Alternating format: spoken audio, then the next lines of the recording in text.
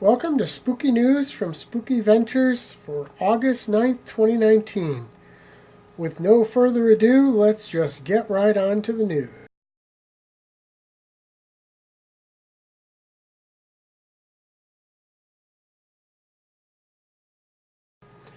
I need to make a correction to last week's Spooky News.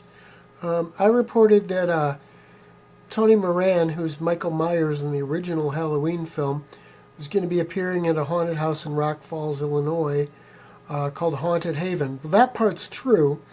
I said it was going to be October 20th and 21st. It's actually going to be September 20th and 21st. So if you're wanting to get out and see him, there's still plenty of time, although they are selling tickets, so I'm not sure how many of those they have available. You want to get there and get your tickets. I'll include a link to their website in this video and also in the details for the video, so you can see about getting your tickets so you don't miss out. But it is September 20th and 21st, not October. I've also added it to the Spooky Ventures calendar.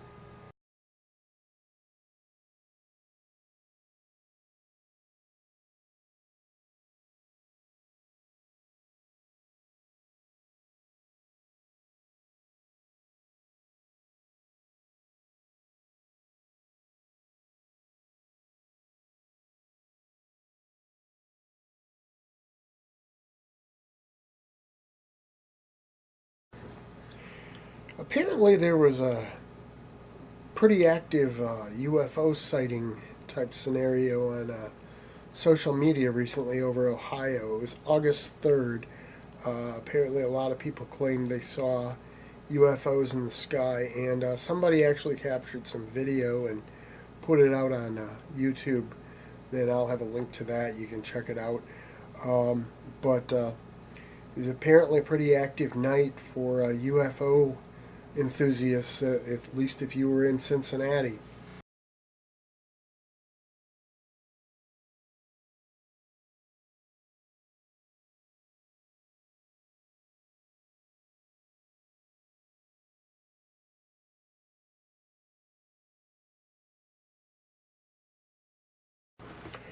So apparently someone in Mexico recently caught some video footage of a purported UFO.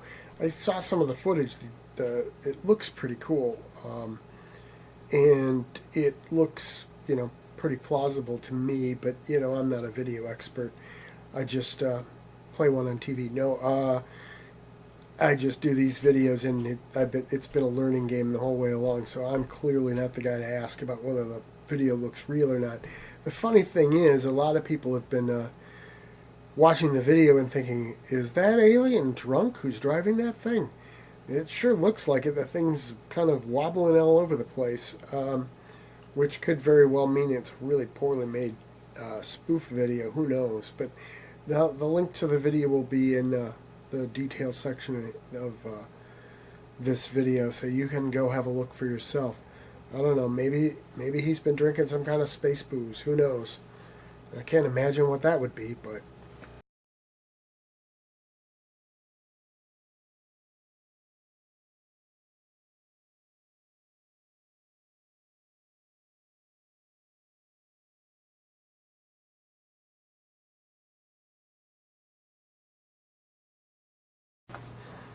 I had a story last week about the LaBianca murder house being sold to the gentleman from Ghost Adventures. Well, there's an article this week that came out about a private investigator who owns a home that was built next to the Sharon Tate house.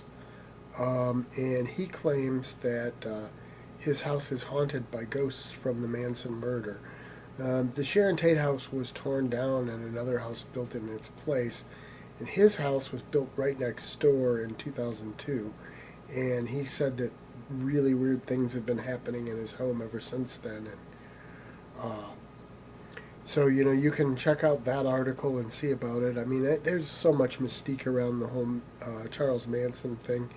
It's really legendary, and, it's hard to discern the difference between fact and fiction in a lot of the cases. But it's an interesting read anyway. It's definitely on the spooky side.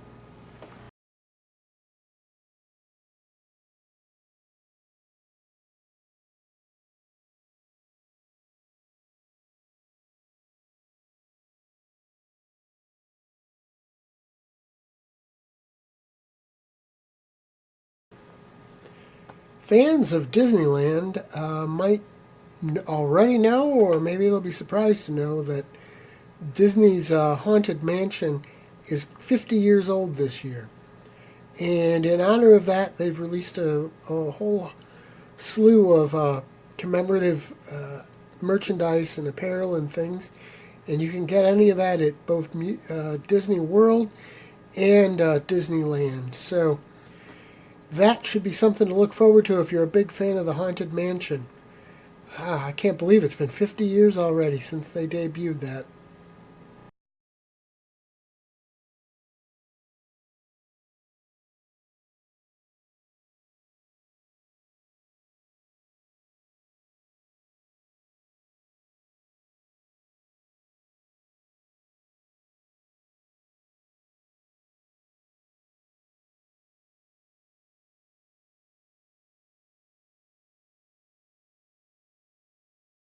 A few weeks ago, I mentioned Kurt Hammett's display of or exhibition of horror stuff in Canada, and he was recently interviewed, and he was talking about how he feels that heavy metal and horror are both very good at capturing dark emotions. I wonder how everybody else feels about that. I know that's probably the kind of connection that a lot of the anti-metal people would be pushing. So I don't know that it's necessarily the best message to get out there as far as fans of metal, but perhaps there's a certain truth to it. And the fact of the matter is, dark emotions exist whether you acknowledge them or not. And honestly, having a safe and healthy outlet for them, be it metal music or horror movies, is a really good way to deal with it and let off some of the steam. It's probably a lot healthier than you would think. I mean, there was an article recently about how horror movies are good for your health. So the same could be said for the heavy metal music. Actually, there have been some studies that show that people who are into metal tend to be better adjusted and stuff in some ways than people who aren't. So I suppose, those dark emotions are out there, and they need a healthy outlet versus some other outlets that are less healthy. I'd be curious to see what everyone thinks about that.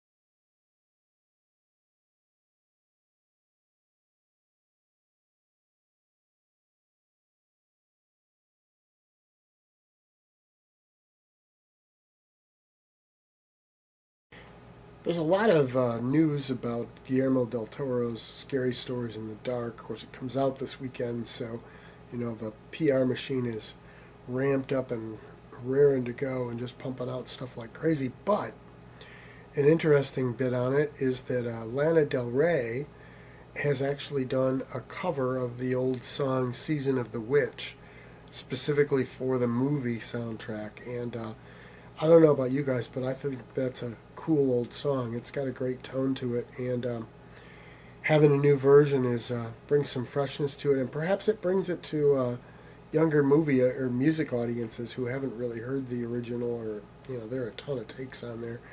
Seems like just about everybody did a version of it at one point, but maybe a lot of the younger people haven't really heard it, and so it's a good opportunity for them to get exposure to a neat old song.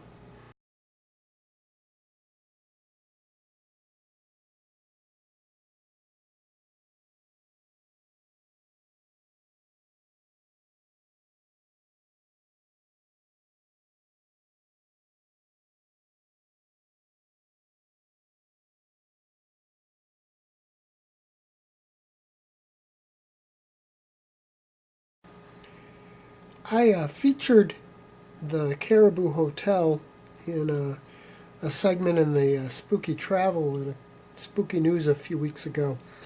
There's a brand new book coming out about the Caribou Hotel. It's by a gentleman named John Firth, and it is titled The Caribou Hotel Hauntings, Hospitality, a Hunter, and a Parrot. And so, as you can gather, it talks a lot about the hauntings and the whole history of the hotel, and It sounds like a pretty interesting read. So be on the lookout for that and give it a try.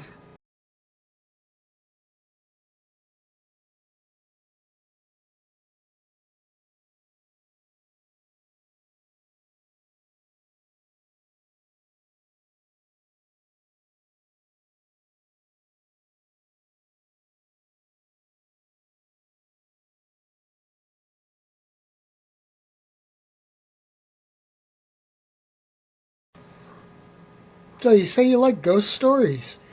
Netflix is getting ready to bring a new horror anthology, which is going to be 4 short horror films titled Ghost Stories. So that should be just about up the alley of anybody who likes ghost stories, and really, who doesn't like a good ghost story? I mentioned in a compilation book that I put together that they're probably some of the oldest stories known to man, at least in terms of weird tales kind of thing. So you gotta love ghost stories, right?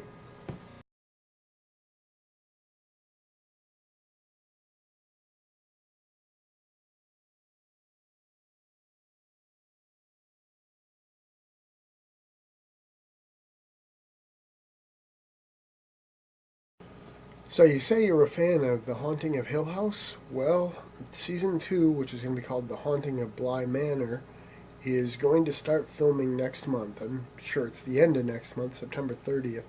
But plans are to start filming in Vancouver, Canada next month. So keep an eye out for that.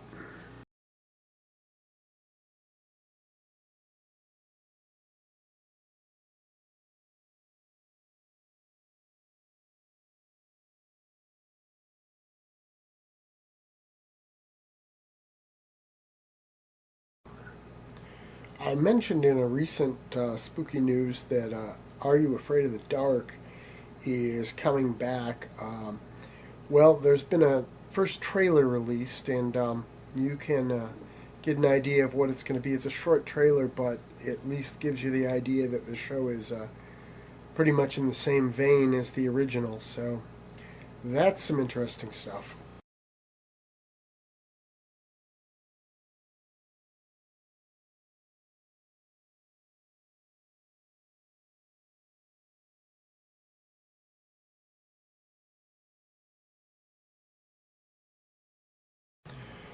Do you remember the movie Event Horizon? I know a lot of people aren't huge fans of it. Personally, I really like the movie. Just the whole concept of a spaceship going off into some unknown dimension and then coming back with all the crew gone, but some kind of malevolent being that you can't actually see on board is a pretty cool concept. Plus, it's very Lovecraftian, and so to me, it's a great movie. Well, they're developing a TV series based on it, and it's going to be for Amazon Prime. I think it might work pretty well as a TV series, depending. If they don't drag it out too much, it could get a little tedious at times, depending. But I mean, the movie did feel just a little rushed at times. So it could be interesting to have that extra space and do something perhaps a little new and different with it.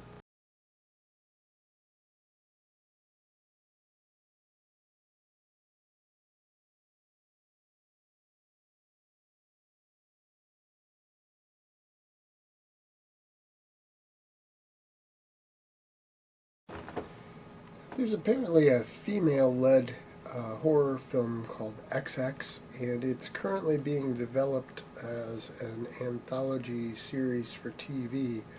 Apparently, the show's been described as a thinking person's horror film. So that should be an interesting series.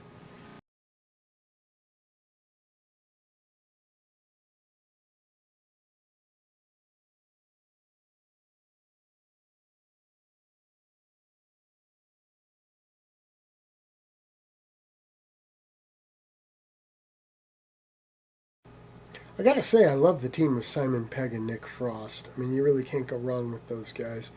And they've got a new horror comedy series coming to Amazon Prime, and it's going to be called Truth Seekers. And in it, they're going to play some Ghostbusters. And So you got that horror angle to it.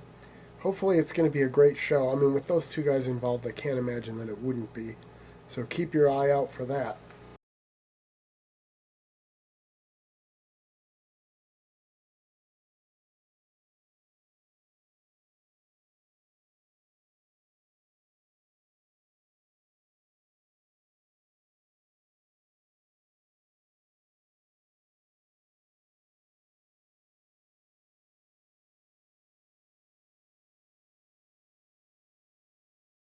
The wonders of computers and digital de aging in particular has been used quite a bit in movies. The recent Marvel film Captain Marvel comes to mind. But the movie It Chapter 2 is going to be the first horror movie to use it to de age its some of the characters. So that'll be a new trademark or a new landmark for horror films. I suppose perhaps the length of the movie itself being 3 hours is possibly a landmark, at least for a theatrical horror film as well.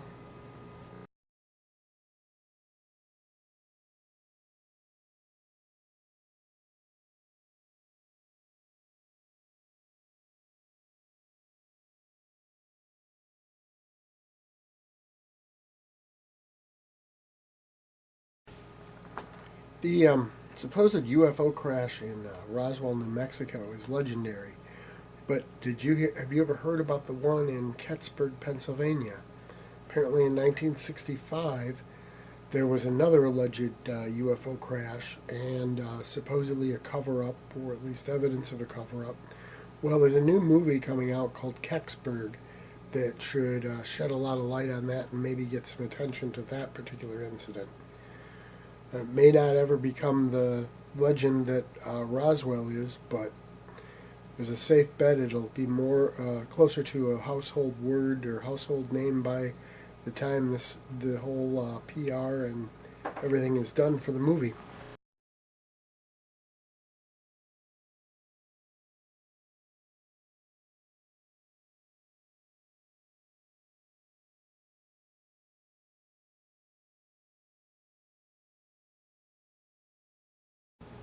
A new low budget horror film is going to be premiering at the Popcorn Festival in Fort Lauderdale, and I really particularly like the concept of it. It's apparently called The Grave Digger, and it's a different take on the Frankenstein story. From what I understand, there's someone who finds basically the Frankenstein monster hiding in a grave that's been dug, and befriends him or tries to help him. Um, it sounds like an interesting take on it. It does take place. It's a period film, so I know they filmed it inside of a theater.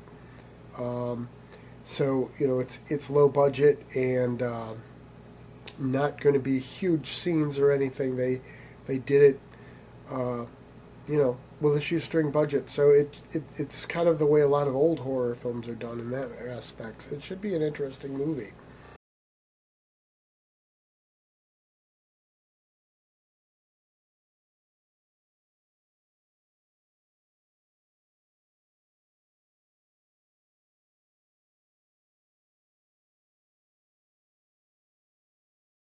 Before I get to this news item, I just want to get to it on record that I had the idea of doing a holiday horror anthology book months ago, and I've been sending out information about it and everything for months. So I'm not jumping on the bandwagon. It just seems everybody's got the same idea around the same time.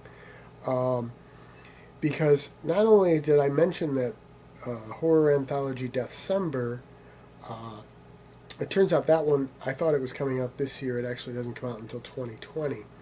But Jeffrey Combs, you know him from Reanimator, perhaps from Star Trek, Deep Space Nine, Star Trek Enterprise.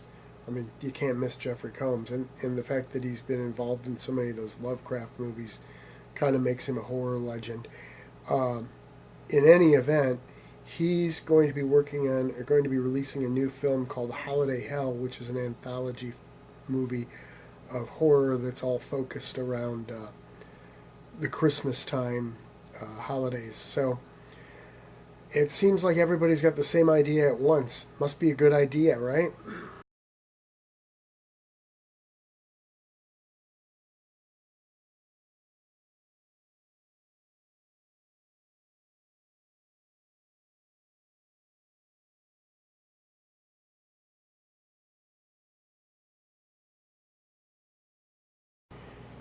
I know plenty of people who complain about the new movies and that it's nothing but CGI and remakes and prequels and sequels and all that kind of stuff.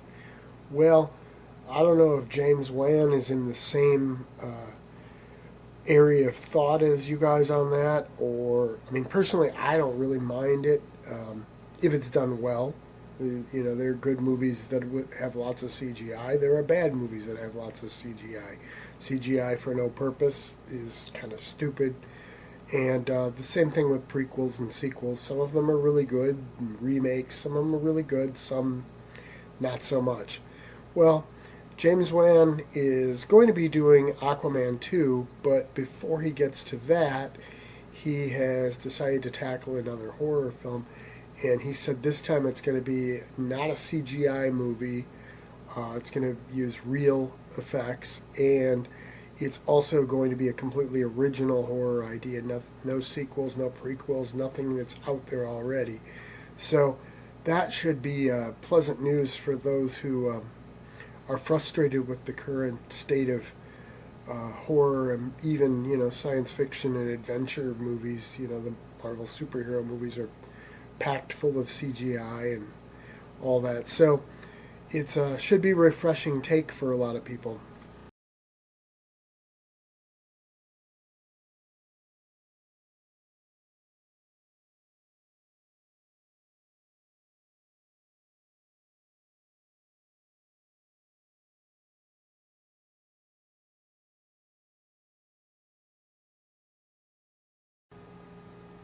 There's only one horror movie opening this weekend. It opens today, but it is a much anticipated one. It's getting a lot of attention. It's Guillermo del Toro's Scary Stories to Tell in the Dark. So I'm guessing a lot of you folks are probably going to be heading out there this weekend to see it. So I hope it's a great movie.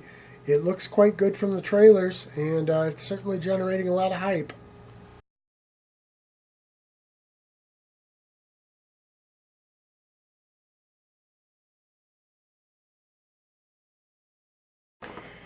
And that's a wrap for this week's Spooky News. Be sure to check out the rest of our stuff on our Spooky Ventures channel, especially the interview that went live this week with Frank Kaufman. Pretty interesting interview with a weird tales type poet. And also, don't forget our Cafe Press Spooky Ventures store, and got a lot of great stuff there. I'll have some news next week about a brand new book from Tales of Wonder and Dread Publishing. And we'll see you next week.